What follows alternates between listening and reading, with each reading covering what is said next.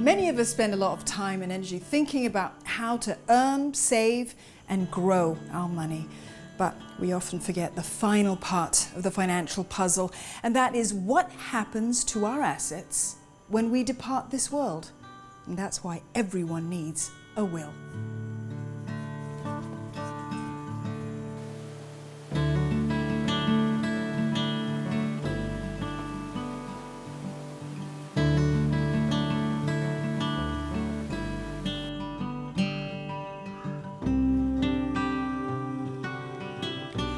A will is a legal document that lets you decide what happens to your money, your property, and your possessions after your death.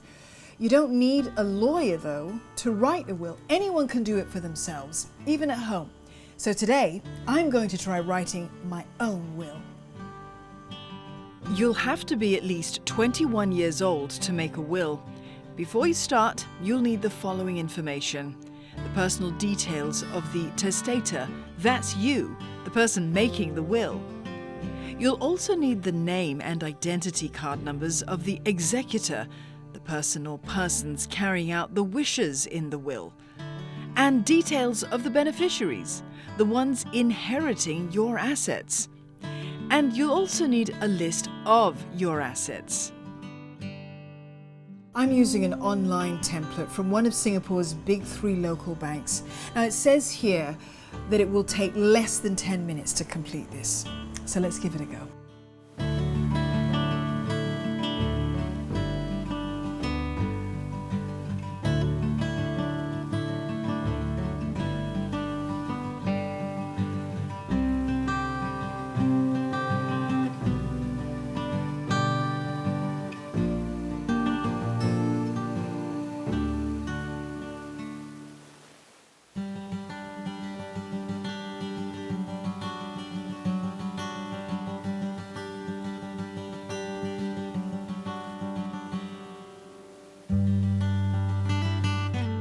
So that's my will written.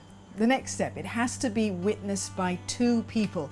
They have to be over the age of 21, they have to be of sound mind, they cannot be beneficiaries or spouses of beneficiaries. Guys, can you help me with this, please?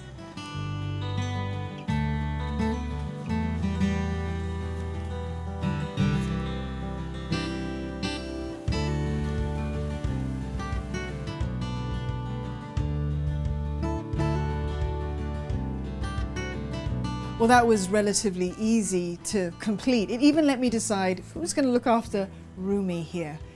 But is this simple 10-minute exercise going to result in a valid will? And is the do-it-yourself method suitable for everyone? I'm here to meet veteran lawyer Stephanie Yuan Teo and to find out if the online will from a template will pass muster. Good to see you again. Sit down. How have you been? I've been good. I've been writing my will. Oh. Yeah, I used a template online though, Yes. and you've seen it. I've Yes. emailed it to you. Was it enough though?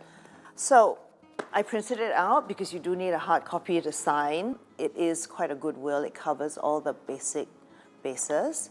And I guess if you just had assets in Singapore, small family that you wanted to leave it to, that is more than enough. So assuming the boilerplate will is sufficient, Steph, I mean, do I still need a lawyer? At what stage does one come in handy? You don't if this takes care of everything. What's really important is that you sign it in the presence, in the physical presence of 2 other witnesses, and all 3 of you sign it together. So that's really important under the Wills Act. But what I would do, as in your case you're doing, you've got this basic will, you go to the lawyer to say, I've done the basic work for you. Talk me through the other things. When I wrote my first will, that was when my son was just born. And the most critical thing was who is going to bring him up. Of course, if my husband was still around, it really wouldn't matter because he would still be there. But if a couple travel to work together and both are involved in a horrific car crash, which you cannot foresee, what then happens? Who's going to bring him up? And what family values, what kind of life values do you want him to be brought up in? What kind of philosophy? I think that's really important too. Does everyone need a will, Stephanie? Yes, I think it's a good idea. Now, whether you are the man on the street or a rich businessman, what we call a tauke or a tauke nyo in Singapore, if you're a rich businesswoman, I think it's important to think through all of these things. And all the practicalities. Do I leave my passwords in with the will? Do I put down the copies of all my bank statements, where my assets are held? What I always tell my friends is, when you do your will, please put inside there a list of the bank accounts that you keep, brokerage accounts, for example. If you have shares, keep a list of the properties so that your family members will find it easier to get that information.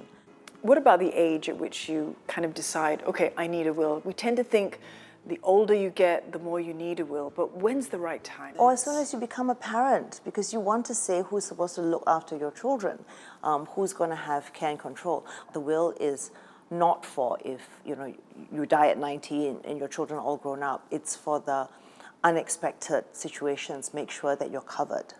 It seems that the more detailed that will is, the better. Would you agree? I would say it's important to deal with everything that's important to you. The things that don't go into the will, I think that this is worth talking about. Your CPF, you would have made a nomination, so the monies in your CPF will go to whoever that nominee is. If you have an insurance plan and the insurance plan says the beneficiary, upon certain things happening, will be A, then A will get that money. So that doesn't need to be dealt with. If you have a jointly held property or jointly held bank account, it goes to the other joint holder. But if you have a tenancy in common, so you could own a property, but let's say you and I own a property together and it's 80% to you and 20% to me, that's not a joint ownership, then you would have to deal with it. Stephanie, I know that there's a wills registry, but putting that aside, let's say I'm happy with what I've written, it's been signed, now what do I do with it? I would make multiple copies, so don't just sign the one. I would make multiple copies and I would give that to each of my executors so that they have a copy. And then I would leave my own copy of that will, along with all my bank account statements and passwords and information about where my assets are kept, plus any personal letters I want to leave behind, all together in one file and put it in the family safe. And make sure that somebody knows how to access that family safe so that people know where the will be.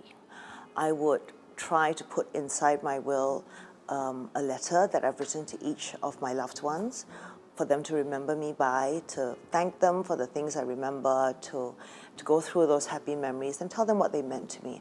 I think that that's a really special human touch. The biggest thing that I've learned today is that a will is much more than just a legal document. If you have any questions about today's story, drop us an email at this address.